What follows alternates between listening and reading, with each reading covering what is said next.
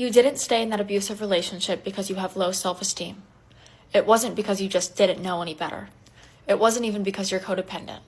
It was because your nervous system was being manipulated by a behavioral mechanism that's more powerful than reason and definitely more powerful than your basic survival instincts: intermittent reinforcement. In psychology, intermittent reinforcement refers to a reward pattern where the outcome, affection, intimacy, safety, relief, is delivered unpredictably. Sometimes your partner is loving and apologetic and the intimacy is really good, and sometimes they're cold and cruel, and you never know which version of them you're going to get.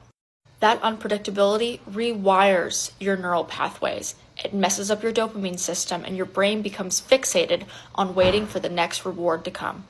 It's the same pattern that keeps gamblers at the slot machine long after they've lost all your money.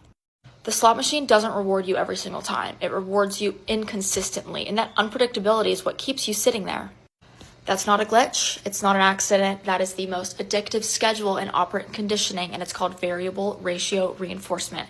And it makes it so hard to give up. Even after the reward disappears, you keep chasing it. And if you've been in an abusive relationship, then you understand exactly what I'm talking about. I remember feeling like if I could just, behave well enough, which is literally the term he would use. He would call it my behavior.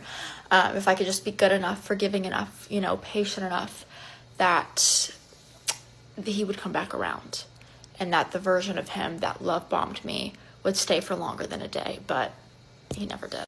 They'll throw you those little breadcrumbs of hope, just enough to where you're still addicted to that cycle, but it's never enough to actually be in a healthy relationship or to show any signs of genuine change.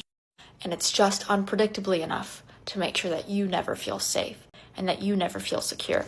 Because if you never feel safe and secure, you're going to keep performing. You're going to keep bending yourself into smaller and smaller shapes and trying to fit the idea of what you think they want.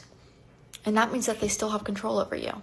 But because they've conditioned you to believe that it's on you and that they're doing nothing to orchestrate any of this, you're going to get frustrated with yourself, and you're going to start to take it out on yourself and begin to hate yourself, which, guess what, makes you even easier to abuse and control. Emotionally unavailable people often have avoidant attachment tendencies. They pull away when things get too close. People who chase them often feel anxious